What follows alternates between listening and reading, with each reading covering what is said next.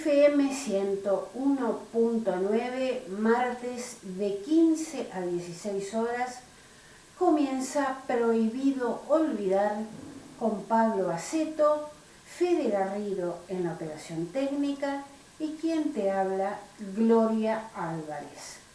Vamos a saludar ahora a Pablo Aceto. ¿Qué tal, Pablo? Muy buenas tardes. Este programa va diferido. La semana pasada no lo pudimos hacer porque no teníamos internet para mandar el programa, para grabarlo. Claro. Lo podíamos grabar, pero no lo podríamos mandar. Así que bueno, todo igual fue unas vacaciones también merecida de fin de año, ¿no? Muy bien. Crisis energética preanunciada. Enero comenzó con cerca de 80.000 hogares, principalmente en el AMBA, afectados con prolongados cortes de energía eléctrica, producto de la saturación de las líneas de transmisión y distribución y de la deficiente programación de suministro y consumo, además de otros factores de índole técnico. Se trata de una consecuencia lógica y necesaria de acontecimientos que, si se hubieran tenido en cuenta, podrían haber disminuido el daño causado a los clientes, a las distribuidoras y a los transportistas.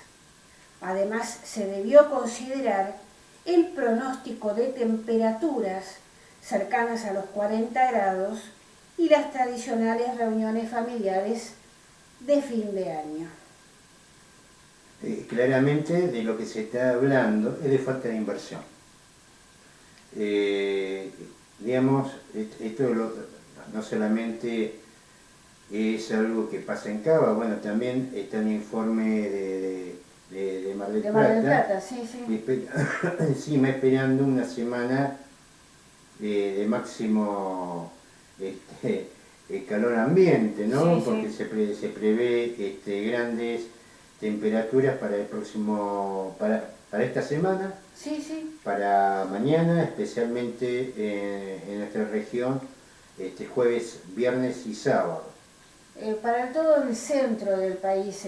No, pero en Mar del Plata a partir del jueves sería sí, hasta el sábado, según las estimaciones. Bueno, vamos a ver cómo aguanta también el sistema, porque esto que pasa en Cava está pasando en todo el país y se nota más en las ciudades grandes. Durante los primeros días de marzo de 2021 hubo una reunión a puertas cerradas entre una de las principales comercializadoras de gas para industrias del país, donde se alertó que no había gas, como para poder cumplir con los compromisos asumidos, que se iba a recurrir a cortes programados de suministro y que en el caso de que se requiera gas natural para una operación en particular, el gas iba a ser más caro. Bueno, estamos hablando de las consecuencias del Plan Gas-AR. Ya habíamos hablado la semana pasada que, esta fue varios meses atrás, sobre que ya Edenor y Edesur estaba quemando 16.000 barriles por día para mantener el suministro de energía eléctrica. Esto fue durante el 2020. Y si quieren recorrer los videos que nosotros hicimos, nosotros hace 15 días hicimos un video hablando de Otasa. ¿Qué era Otasa? Si lo quieren, lo pueden ver. Es el penúltimo video antes que es el gasoducto que se habilitó para comercializar gas a Chile. Sí. Digo, ¿cómo puede ser que un país que le falta gas sale a vender gas? Claro que puede ser, porque las operadoras privadas venden nuestro gas, se hacen de los dólares, para recibir dólares. se las mandan afuera, nos dejan un pedacito a nosotros y nosotros nos quedamos en gas. Porque esto que está pasando, también está pasando acá con la central 9 de julio, que tampoco puede generar electricidad porque también tiene restringido en cuota la provisión de gas natural, pero salimos a vender gas. ¿Se entiende cómo es la cosa? Eso es para tener dólares, Pablo, ¿no es cierto? No, y para tener dólares ellos, con nuestros recursos. Claro, claro. Porque ¿cómo vas a hacer? A ver, un país serio, en su política energética, por lo menos, que dice, bueno, estas son las reservas, este gas lo vamos a precisar para generar electricidad. No, la venden los operadores privados. Sí. Después nosotros arreglátela como estamos ahora. Esta es una clara consecuencia. Y tengamos en cuenta que el plan gas AR fue ponerle plata encima. De hecho, el 25, siempre lo repito, pero siempre es bueno recordarlo, el 25% del impuesto a la riqueza fue a parar a todos esos sectores, a todas las privatizadas, operadoras de gas, para el plan gas A, para las privatizadas de distribución de electricidad, y fíjate cómo estamos. Entonces, si esto no es reconocer el fracaso de las privatizaciones, no sé qué es lo que pretenden, ¿no? ¿Qué más precisan para reconocer el fracaso de las privatizaciones? Muy bien, 40 días después, frente a la imposibilidad de poder cumplir con sus compromisos, esa comercializadora comenzó a restringir la entrega de gas a determinados clientes industriales, a pesar de haber cumplido con todos los aspectos regulatorios y técnicos. Es decir, se apropiaron del gas argentino. Se lo apropiaron. De hecho, te lo venden si quieren, o si no se lo venden, lo comercializan a través de Chile, a precio internacional, y si vos no pagas tu gas a precio internacional, que te lo venden ellos, sí, lo que es tuyo, no te lo venden, se lo venden a otro. Esto no es una concesión, esto es directamente una entrega. La concesión es, vos vas a hacer la exportación, mira, acá está el gas que prometida, se le paga tanto por el servicio, por el servicio hecho, pero no, acá no, se apropiaron, tienen propiedad sobre los recursos del país. La respuesta de la Secretaría de Energía no se hizo esperar. Publicó comunicados publicó comunicados. Sí, en todos los medios, culpando de todos los males a una distribuidora en particular y fiel a su estilo con las amenazas correspondientes. El incidente pasó, sin embargo, aparentemente nadie tomó nota de que se iban a producir cuellos de botella que en algún momento le darían un dolor de cabeza a toda la cadena de valor de la industria.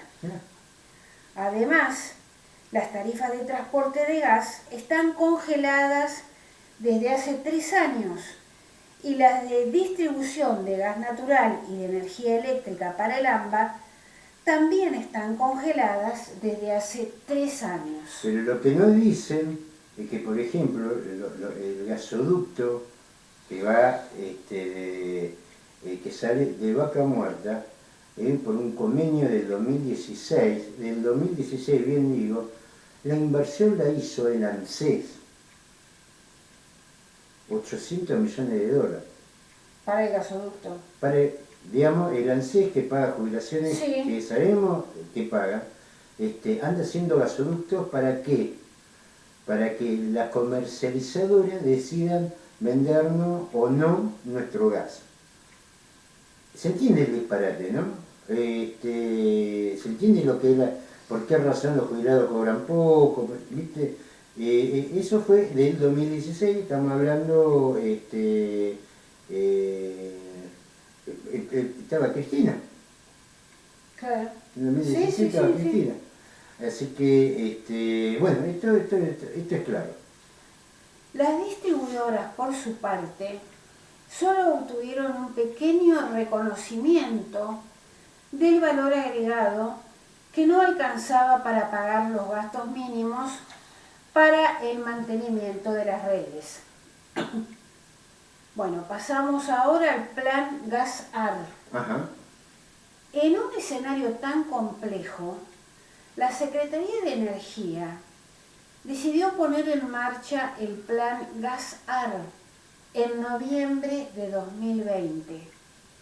El principal objetivo era que las empresas operadoras incrementaran su producción diaria en unos 30.000 millones de metros cúbicos por día. Que ya decían que no lo iban a hacer en ese momento, ¿eh?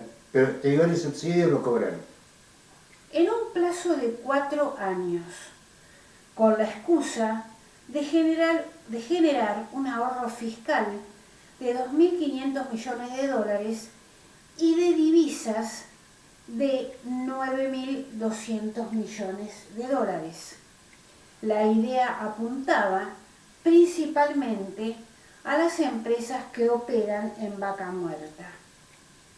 El plan tenía buenas intenciones, precios muy bajos que se sancionaban en licitaciones efectuadas por MERSAS, Mercado Electrónico del Gas, o por CAMESA, pero la iniciativa tenía una limitante más que importante: el déficit de infraestructura que establece un tope a la cantidad de gas que puede fluir entre la provincia de Neuquén y los principales puntos de consumo. Es decir, ¿qué es lo que están reprochando las petroleras y las gasíferas?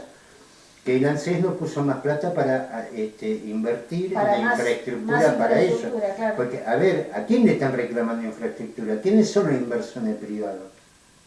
¿Quiénes son los que se llevan el gas, el petróleo, que no nos venden a nosotros? No, y encima se quejan por falta de infraestructura. ¿La tienen que hacer ellos? ¿Son los inversores privados? No los jubilados. Mientras todos estos acontecimientos sucedían, en el mundo pasaban cosas. Declaraciones de adhesión a la transición energética de combustibles tradicionales a energías renovables, con consecuencias inimaginables para la industria, como por ejemplo el aumento de los precios del petróleo, producto de la reducción de los plazos para su explotación.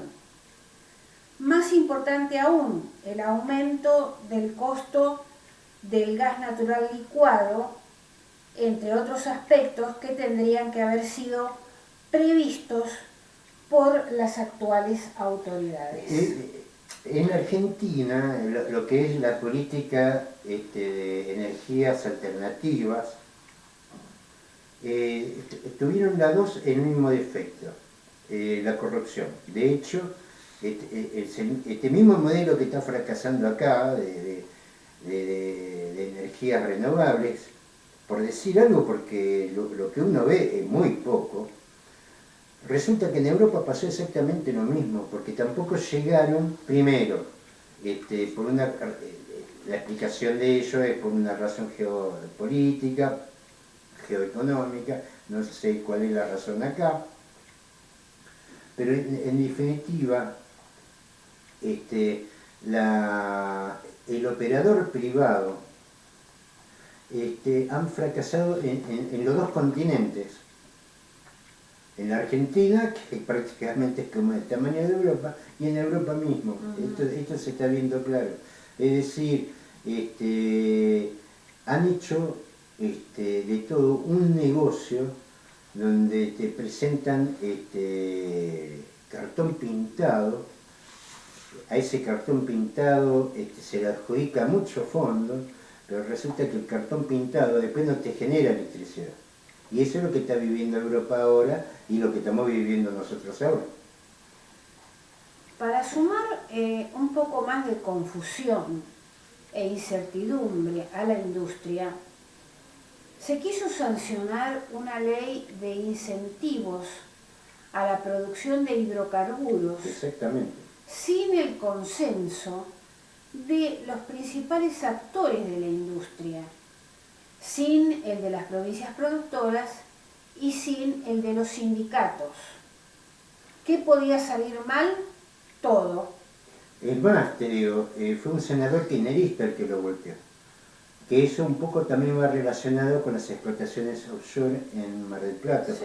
en la costa bonaerense o en el mar argentino, porque de esa ley de hidrocarburos iba a salir los fondos, porque hay que ponerle plata encima, para que se hagan las explotaciones de petróleo e investigación en el mar argentino.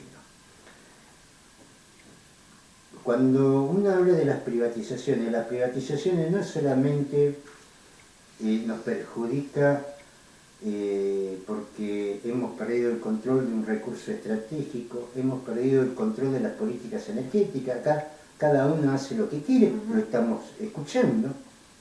El informe es de Infobae, no es de izquierda trotskista a la izquierda Sí, sí. de la izquierda.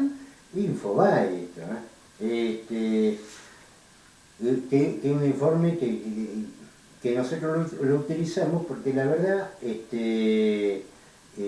plantea lo que hemos venido, es una muy buena síntesis de lo que nosotros hemos venido hablando todos estos años. No solamente por la pérdida del control de las políticas energéticas y del recurso, sino porque nos pusieron en manos de bandidos. Acá hay un enfrentamiento entre las petroleras, no por casualidad las tres principales operadoras de Vaca Muerta es YPF, que la mitad es de fondos buitres, porque no se nacionalizó, sigue siendo una sociedad anónima cuyos socios reclaman rentabilidad. 51%. El 49%. Y 49%. El 51% lo maneja el gobierno, claro, que es donde a través de ese 51% justifica que el Estado haga la inversión, es decir, por ahí entra la plata, por la parte del 49% sale. Otro operador, la Pan American Energy, que vamos a hablar después de eso, que es la British Petroleum y Alejandro y los Bulgeroni, que son socios del kirchnerismo. Y el tercer operador es Galucho, con Vista Hoy. ¿Se acuerdan cuando había un fiscal que salía a buscar una cosa tristísima o graciosa según cómo te levantes en el día? Cuando salías a perforar en medio de la Patagonia buscando contenedores de plata. sí.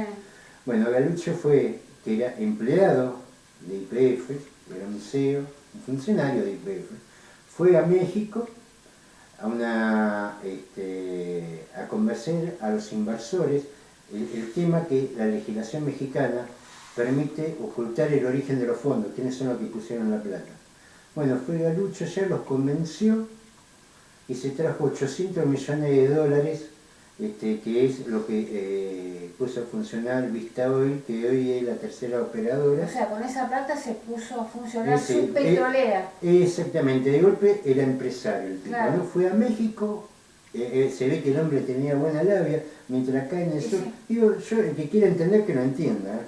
Mientras en el sur estaban buscando contenedores enterrados, el otro tipo fue allá a buscar 800 millones de dólares para hacer una empresa. Digo, por ahí, por lo menos para que se den cuenta que no todos somos tontos.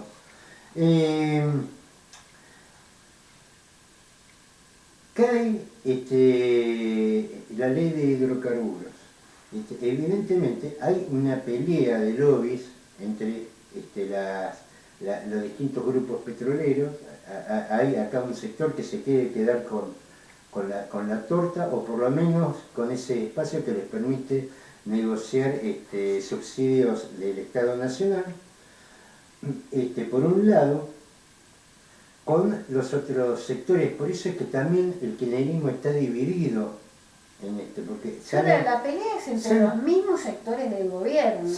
Están los albertistas que están peleando esto, lo que estamos viendo por ejemplo con Equinor, y están los otros que están defendiendo el frente propio, YPF privatizada, Pan American Energy y Galucho, que está hoy, oil y gas también.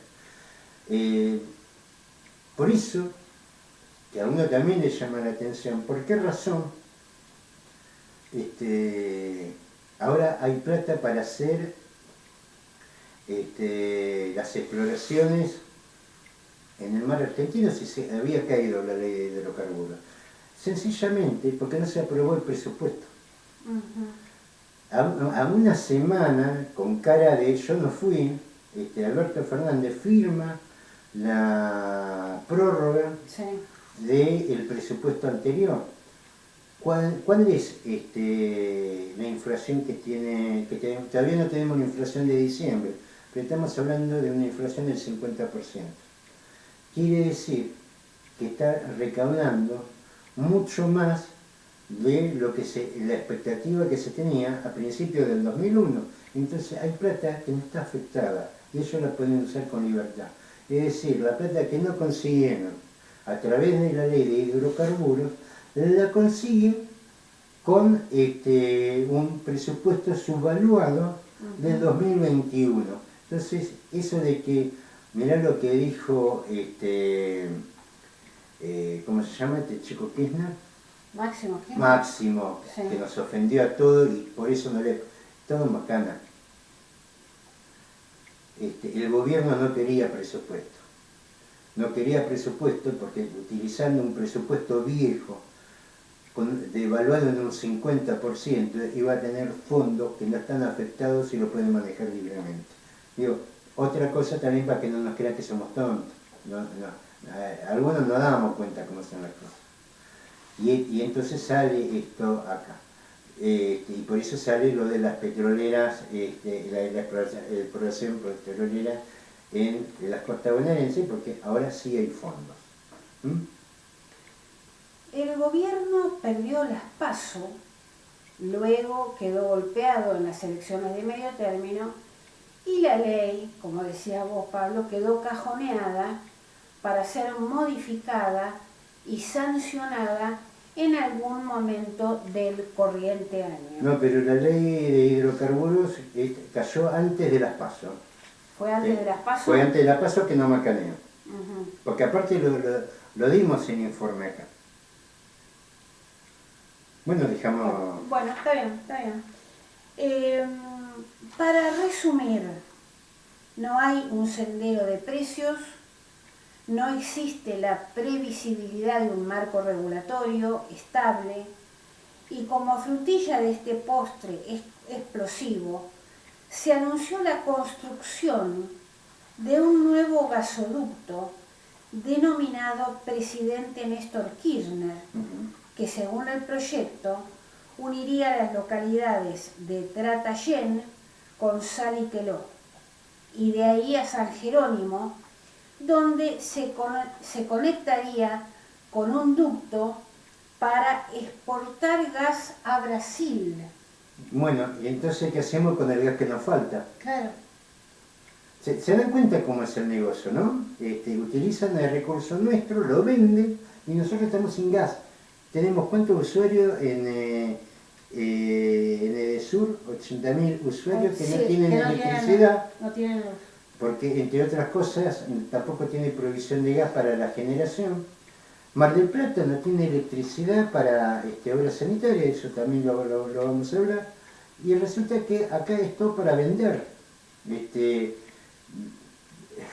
No venden el obelisco porque no te lo compra nadie, pero esto es claramente una política de saqueo.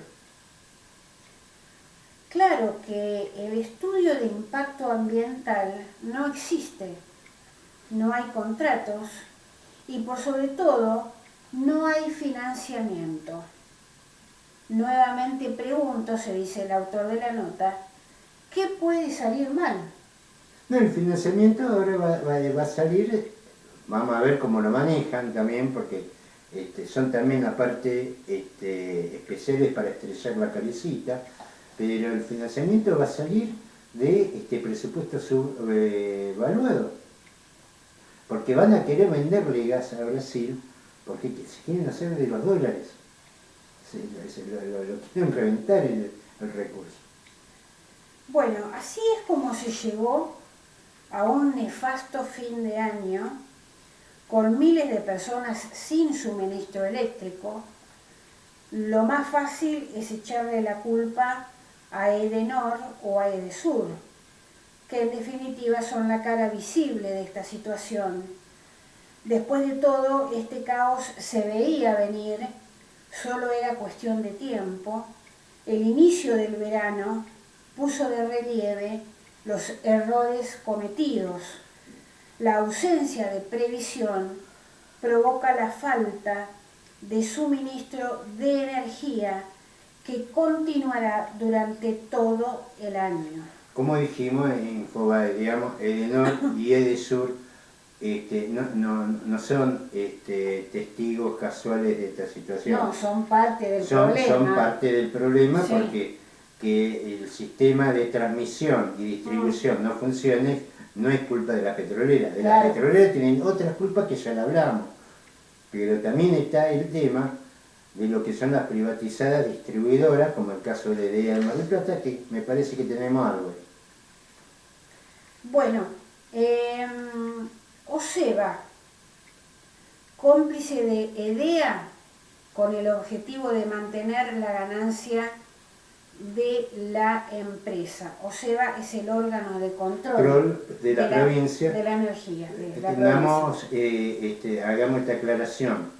La distribución eléctrica en la provincia de Buenos Aires, la responsabilidad es el propietario, y se dio en concesión allá por el 94 o 92, no me acuerdo muy bien, lo dio en concesión en 5 partes, en la gobernación de Eduardo Duhalde.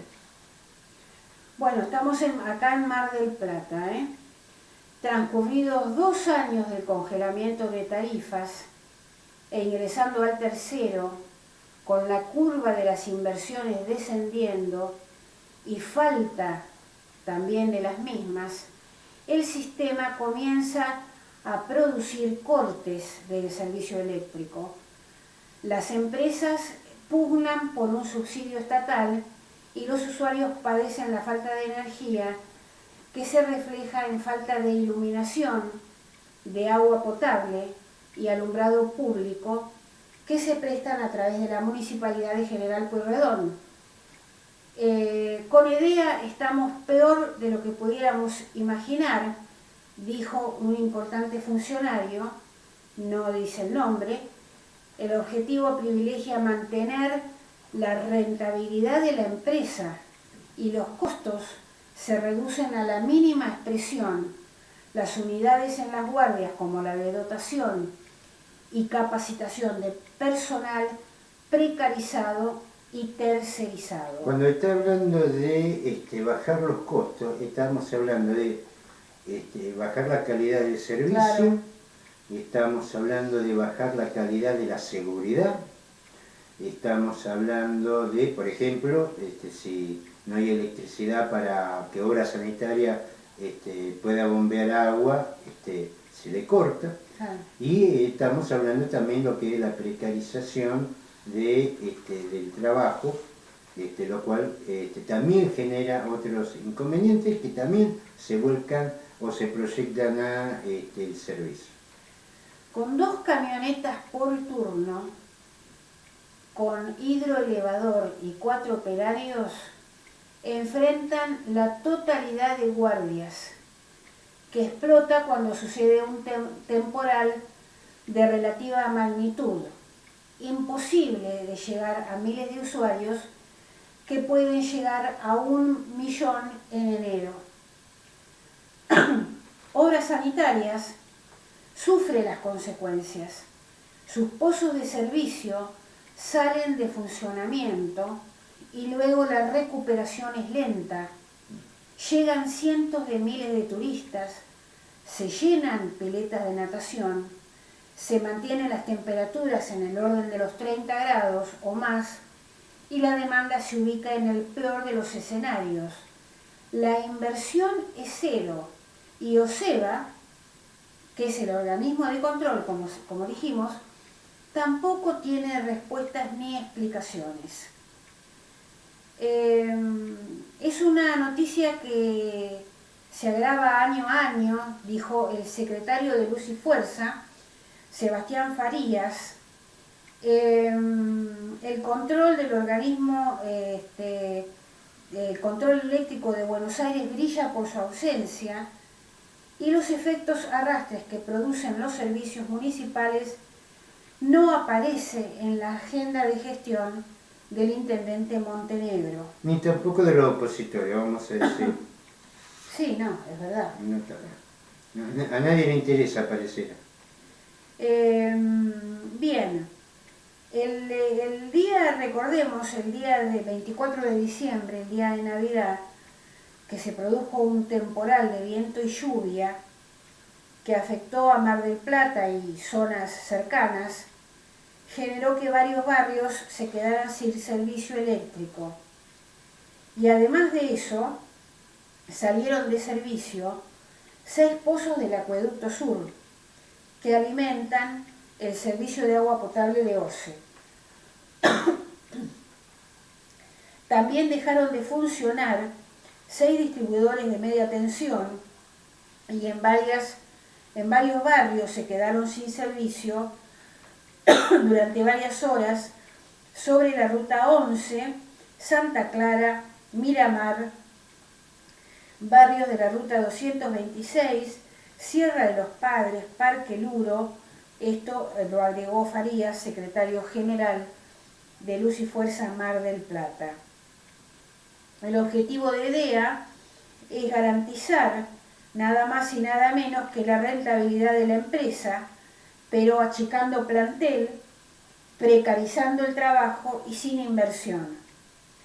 De esto no escapa el Estado y su órgano de control a través de los OSEBA, que pareciera que nunca asume ese rol que debe tener sobre la empresa que se monopoliza y se precariza cada vez más para garantizar la ganancia de la empresa.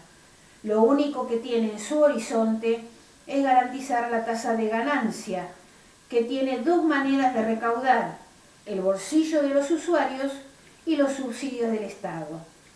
Todo sin invertir, ni proyectar, ni garantizar nada, precarizando con su política de achicamiento. Esto Bueno, es esto es lo que dice.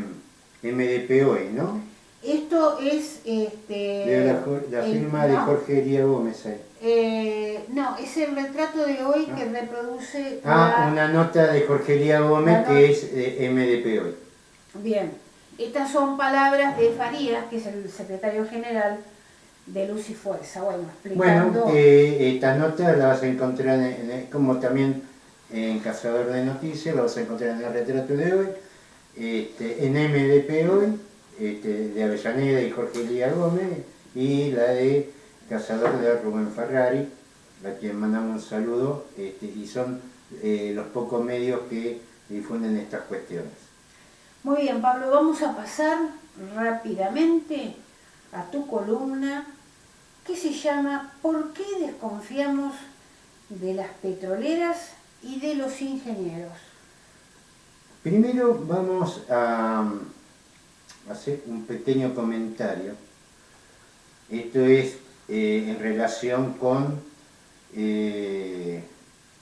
lo que ya sabemos, la aprobación del gobierno para la exploración y posterior explotación de petróleo frente a Mar del Plata, en realidad en el Atlántico, en el Atlántico argentino, en el mar argentino.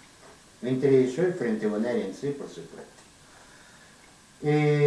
Algunos dirán, bueno, no conocemos el proyecto. No, por supuesto, no conocemos el proyecto porque todavía no sabemos el petróleo de qué profundidad está, no sabemos qué método de producción van a llevar adelante, si las plataformas van a ser flotantes, si van a ser ancladas, digamos, hay un montón de cosas que no las sabemos. Claro, primero se hace la exploración. Primero hay que ver claro, dónde está para ver, primero si hay, se supone que hay, pero hay que ver a qué profundidad está, acá.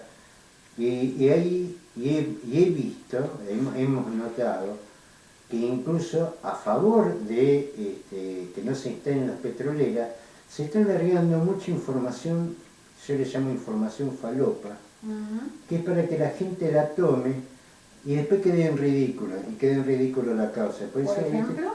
Y por ejemplo el tema de los misiles que van a tirar al fondo del mar, que no es así la exploración sísmica. No creo que sea con misiles. No, son cañones sonoros. Estamos hablando de un rango por debajo de los 20 hercios, que nosotros no lo vamos a escuchar, lo van a escuchar los peces, lo van a escuchar la ballena, es por lo común la frecuencia que utilizan los grandes mamíferos, los murciélagos y todo eso. Que, ojo, no es que hace bien a la fauna marina, pero no es tirar misiles ni nada de eso. Y varias cuestiones así que están relacionadas también, y fíjense, en atender puramente lo accidentológico, el accidente que se pueda dar. Es legítimo, la preocupación no es disparatada, pero no es lo único, y quizás no es lo más grave es todo el contexto, por ejemplo, lo que veníamos hablando. Las escuelas, los hospitales, los sueldos de jubilados, todo lo que se lleva, la retención del campo, todo lo que se lleva, todo este negocio que se dio a partir de las privatizaciones. Antes de entrar de lleno, porque acá estamos discutiendo todo en función académica, que los informes de acá, los informes de allá, como decíamos, no sabemos a qué profundidad va a estar el petróleo y si se lo puede extraer o no. Pero sí conocemos a los sectores, sí sabemos quiénes son ellos. Y de eso se trata esta columna de hoy, porque no podemos decir lo que va a pasar, pero sí le podemos decir quiénes son.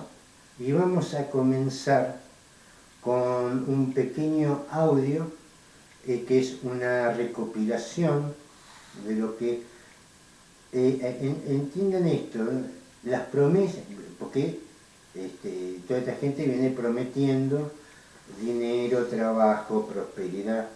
¿Qué eran los que nos prometían en el 91 Néstor Kirchner como presidente de la Organización de Provincias Productoras de Hidrocarburos, Manzano y Mena? La Cámara de Diputados aprueba el proyecto de privatización de YPF, presentado por el justicialista Oscar Parrilli. La privatización de YPF, para los santacuceños es muy importante, lo cual que se llama la cuestión de la soberanía. Para nosotros esto también es de la soberanía, es importante porque esto va a evitar el éxodo y el despoblamiento, va a permitir la inversión y la reconversión económica de Santa Cruz. Creo que no podemos más que felicitarnos de estos diputados que han dado el quórum, que han hecho funcionar la Cámara, pero creo que hoy es un día de júbilo, hoy es un día de festejo para la Argentina, que desde hoy el petróleo pasa a ser de las provincias, YPF pasa a ser una empresa que cotiza en bolsa, que va a tener inversión privada, y el dinero que de esto surge es de los jubilados. Miles de millones de dólares pasan del patrimonio del Estado a los jubilados, así que no es más... Las bellas palabras escondían algunos de los actos más infames que el Parlamento haya cometido. Con sobornos y falsos diputados, se votaron las privatizaciones de YPF y Gas del Estado. Esto es un fragmento de la película Tierra Sublevada 2, Oro Negro. Está en internet, lo puede... De Pino Solanas. De Pino Solanas. Ya lo hemos compartido esta semana, vamos a empezar, bueno, teníamos que haber empezado con Tierra Sublevada 1, pero nos pareció más interesante empezar por acá, y después está la guerra del fracking. ¿Cómo nos mienten? Y acá estamos hablando de 3 reconocidos políticos argentinos, Manzano, Menem. Bueno, Manzano es uno de los actuales dueños de Edenor. Edenor. Y Néstor Kirchner. Pero no son los únicos que mienten. Hoy salió vamos a tomarlo esto en varios programas, porque la verdad que es tanto el daño que se ha hecho que no alcanza, qué sé yo, días para hablar sobre el tema. Incluso un tema enfocado desde, por ejemplo, como vamos a hacer ahora, la intervención de profesionales y universidades públicas, te lleva un montón de tiempo explicar, porque también hubo complicidades ahí. Hoy salió un comunicado del Colegio de Ingenieros, y salieron otros más a apoyar las explotación del petróleo offshore. Porque lo primero que te hacen es tirarte los títulos sobre la mesa, te revolean títulos, y acá no es solamente una cuestión de títulos. Acá nadie dice que no vamos a dedicar nosotros a la explotación petrolera, pero sí entendemos qué es lo que pasa. Y a veces no es solamente la cuestión de mostrar títulos, sino también de mostrar qué intereses se representan. Acá pareciera que ser ingeniero te da, no sé, un barniz de pulcritud, lealtad a la patria, idoneidad y honestidad, que reunía esos títulos. Era el ingeniero Moscone, que cuando se muere, lo único que había dejado eran 5 pesos en su caja de ahorro del Banco Nación. Después hubo otros profesionales, incluso también complicidad de universidades públicas en la estafa y en la entrega del patrimonio nacional, que en su lógica de, como estuvimos hablando recién, no hay provisión de gas para la generación de electricidad en el AMBA. No estamos hablando de algún pueblo tirado en algún rincón de la patria, estamos hablando del AMBA o de Mar del Plata, y resulta que la única preocupación es salir a vender ese gas que a nosotros nos falta y que es nuestro, y que encima nosotros le estamos bancando con fondos del ANSES, con fondos del Tesoro Nacional, la infraestructura para que ellos lo hagan.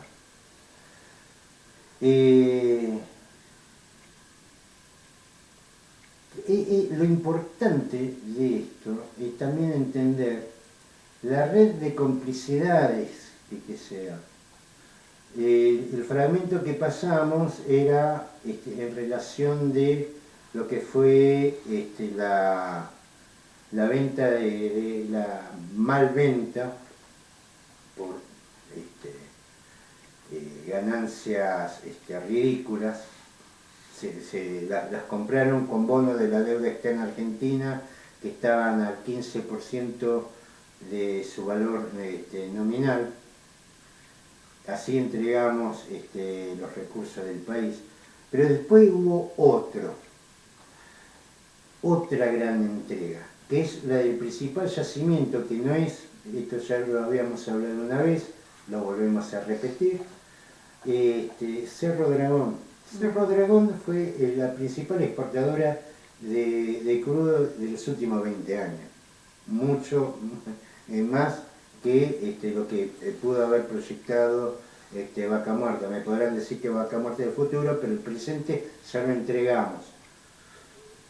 Donde hay varios aspectos. Cerro Dragón es vencía la concesión, que era una concesión que había dado en su momento Frondizi, que después anula Arturo Illia, derrocan a Arturo Illia, viene el gobierno de la Revolución Argentina, que era Onganía, y restablece esta concesión. Esta concesión vencía en el 2017. En el 2005, mire, vencía en el 2017, en el 2005 se pide un estudio a la Universidad de Cuyo para hacer un estudio para renovar la concesión, a ver qué reservas tenía Cerro Dragón. ¿Qué datos dio este estudio de la Universidad de Cuyo, la Universidad Nacional de Cuyo? Es que Cerro Dragón, en el 2005 esto fue, Cerro Dragón tenía reservas para 8 años. Esto llevó a una desvalorización de toda esa concesión, porque prácticamente lo daba por acabado. Claro. Esto fue en el 2005. En el 2007, les recuerdo, la concesión se vencía en el 2017. En el 2007 se le renueva por 50 años la concesión a, en este caso era la operadora de Pan American Energy, la Virgin Petroleum, y hay una petrolera china también dando vuelta por ahí, pero como socia menor, pero estaba también. ¿Qué pasó? A los 6 meses de que se renueva la concesión en el 2007, cuando vencía en el 2017, a los 6 meses se encontraron reserva por 50 años. Hubo una denuncia de la Comisión de Valores de Estados Unidos sobre coimas, de dónde habrán sacado eso, ustedes pensarán, para habilitar la nueva etapa de concesión. Esto llevó a una investigación, y yo no estoy diciendo que todas las universidades entraron en la corrupción, yo estoy hablando de un hecho particular, pero un hecho que en lo particular te obliga a ser un poco más cuidadoso a la hora de, cuando la solución no te cierra, diga lo que te lo diga, primero hay que verificar qué intereses defienden.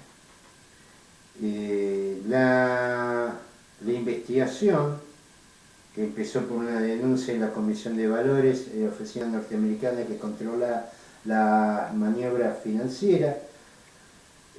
¿Por qué? Porque la concesión a la Virgin Petroleum entra a partir de la compra de la antigua concesión, que era una petrolera norteamericana que es absorbida por la Virgin Petroleum.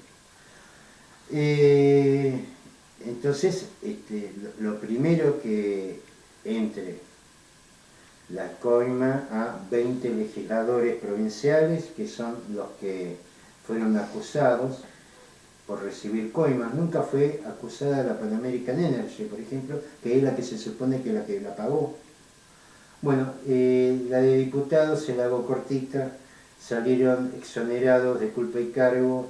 En abril del 19, Canicoba Corral lo dejó libre, nadie dijo nada. Apareció un artículo muy chiquito entre las cosas olvidadas. Pero lo que voy a enfocar en esto, ¿cuál es la participación de profesionales y universidad pública en esta concesión, en este informe trucho? Cuando se hace la investigación, un expediente que figura el expediente de acuerdo con las petroleras, entonces el gobierno de Las Neves, esto había comenzado con Mesa, en el 2005 se había hecho, el gobernador Mesa estaba en Neuquén, después ya para la firma estaba Las Neves, sobre las condiciones de ese informe, que llamó la atención. Porque ¿cómo puede ser que en el 2005 tenga reservas por 8 años, un año y medio después, después que se otorga la concesión, devaluada por el informe de que tenía nada más que 8 años de reserva, resulta que tenía 50 años de reserva? El primero que fueron a consultarle, que estos fueron, porque en su momento esta denuncia la habían llevado 2 senadores radicales, después el radicalismo se abrió de esto, hay que decirlo también. En ese momento era Mario Cimadevilla de Chubut y Laura Montero de Mendoza. Le preguntan al ingeniero Daniel Fernández, que era el titular de la Facultad de Ingeniería de Cuyo. Digo, Fernández no tiene nada que ver ni con Aníbal, es otro Fernández. Yo por lo menos no le encontré vinculación familiar, pero sí era el titular de la Facultad de Ingeniería de Cuyo. Explica, para generar más confusión, que previo a la concesión de Cerro Dragón, que se efectuara en el 2007, la universidad realizó una sola certificación a la Pan American Energy, con información actualizada y entregada a dicha empresa el 31 de diciembre del 2005. ¿Por qué dice eso?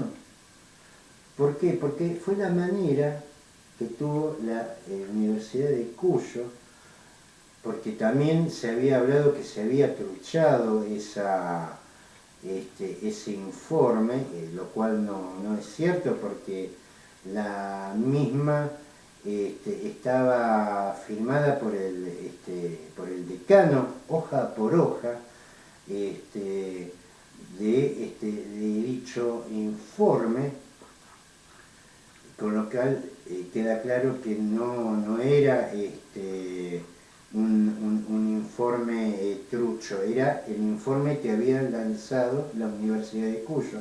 La firma era por el decano de la UN Cuyo, Eduardo Manfredi, que la había firmado hoja por hoja. Entonces quiere decir que trucho ya había salido de la Universidad de Cuyo. ¿Dónde está la maniobra por donde zafa la Universidad de Cuyo?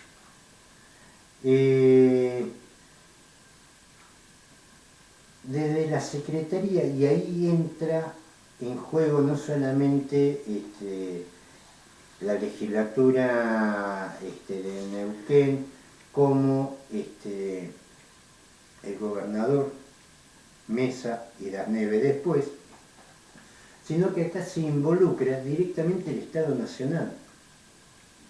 ¿Qué es lo que hizo el Estado Nacional? Luego de arrojados los datos claves, es decir, los datos de la Universidad de Cuyo, El primero, de la Secretaría de Energía de la Nación, establece que las certificaciones de reservas de las empresas deberán realizarse anualmente. Así indica la resolución 324 del 2006, la que invalida el informe hecho por la Universidad de Cuyo en el 2005 para la negociación del 2007. Quiere decir que, por un lado, invalida el informe con lo que fue la base de la negociación de la negociación para la concesión de Cerro Dragón. Pero por otro lado es inválido, es decir, no tiene carga pública, no tiene pena, no tiene delito, porque en realidad es del 2005 y tendría que haber sido del 2006. Es decir, toda una maniobra, primero, para generar las condiciones de adelantar 10 años antes la concesión. La maniobra en la que participa el decano Manfredi, el ingeniero Fernández, todos profesionales, todos representantes de establecimientos universitarios públicos, se generaron distintos mecanismos en que uno iba cubriendo al otro. Hoy nuevamente, y yo invito a que miren las páginas, está en YouTube, no hay que ir muy lejos, las páginas de YPF, de distintas petroleras, diciendo que el fracking hasta incluso favorece el medio ambiente. Ajá. Y tener en claro que nos mienten, y son todos ingenieros. No me llama la atención que el Colegio de Ingenieros de la Provincia de Buenos Aires haya salido a favor. Hay todo un problema con ellos. Yo no digo que todos, pero Fernández y la Universidad de Cuyo me dan por lo menos la posibilidad de sospechar de la honestidad de su opinión. No me pueden decir que es imposible que existan derrames y que me mientan, porque nos mienten, porque derrames hay. Hubo derrames en Brasil, hubo hundimiento, el P-36, que Brasil tiene el récord de la plataforma marina de extracción petrolera más grande que se ha hundido. Después de lo que fue Chevron en Ecuador, está bien, me van a decir que en los mares del norte es todo impecable. Primero, tan impecable no es, y segundo, las cosas que hacen en Ecuador o que hacen en la Argentina, como fue en diciembre el derrame de un oleoducto, que lo quisieron contener con una pileta de lona, esas cosas en Noruega no las hacen, esas cosas las hacen acá. Por eso, más allá de la discusión académica, más allá de la discusión, primero, tenemos que saber con quién estamos tratando. Y lo dije en varias notas, y no me voy a cansar de decir, las privatizaciones no solamente nos quitaron la posibilidad de manejar nuestros recursos y nuestras políticas energéticas, sino que también nos enredó, nos puso en manos de los pistoleros de la industria, que hacen estas cosas. Entonces, es cierto, no sabemos qué características va a tener, más, digamos, muy diferente a lo habitual no va a ser. El petróleo está bajo el mar, pero no sabemos a qué profundidad, eso todavía está faltando. Seguramente va a haber producción petrolera en el mar argentino. Pero que queden claro, y esto hay que decirlo, que si bien no sabemos cómo es el proyecto, porque ellos tampoco lo saben hasta que no terminen los estudios, pero nosotros sí sabemos quiénes son ellos y lo que han hecho. Hay una historia alrededor de esto. Entonces, que no Acá, primero, hay que tener cuidado con la información falopa, con la información que te dan para que vos quedes en ridículo. Y segundo, hay que tener en claro que acá lo que hay que discutir no es solamente una visión de la energía de acuerdo a la europea que fracasó, porque también está viciada de los intereses de estas empresas. Hay que hacerlo en función de una visión estratégica completa, donde tiene que estar absolutamente en todo, reconocer los recursos energéticos, los elementos de transmisión y distribución de la energía como valor estratégico y entender que la energía es un derecho humano. Hoy hay gente que no sé cómo se la arregla, yo no sé cómo se la arreglará a la gente grande que no tiene electricidad para abastecerse de agua, para los electrodependientes, la vida normal, el comercio que se arruina. La energía es un derecho humano y hay recursos que son de todos. No solamente hay que tener una visión playera de la cosa, hay que verlo en su conjunto, porque la lógica de la privatización, la lógica de convertir los recursos energéticos en un commodity, los trajeron a las playas. Y después van a terminar en el jardín. ¿Saben por qué van a terminar en el jardín? Porque eso pasó en Canadá y en Estados Unidos. Metieron fracking, incluso hasta en los patios traseros de jardines infantes, en los jardines de la gente, en el parque de atrás de una casa, porque van y se te meten de prepo. Esto, y pasó en Norteamérica, pasó en Canadá, mirá que no va a pasar acá. Entonces acá el tema es la política energética, porque la política energética lo que trae a reventar los recursos en el mar teniendo en el continente. Lo que pasa es que en el continente ya los vendieron, ya los entregaron y ahora necesitan tener más para entregar. Bueno, Pablo, nos despedimos con un tema musical. Dale. Y les decimos a nuestros oyentes, nos encontramos el martes que viene con Prohibido Olvidar. Nos estamos viendo, creo que nos estaba faltando el reloj de despedida, así que en el entusiasmo claro, nos estábamos olvidando. Nos pasamos 2 minutos, Fede, nos estamos viendo la semana que viene.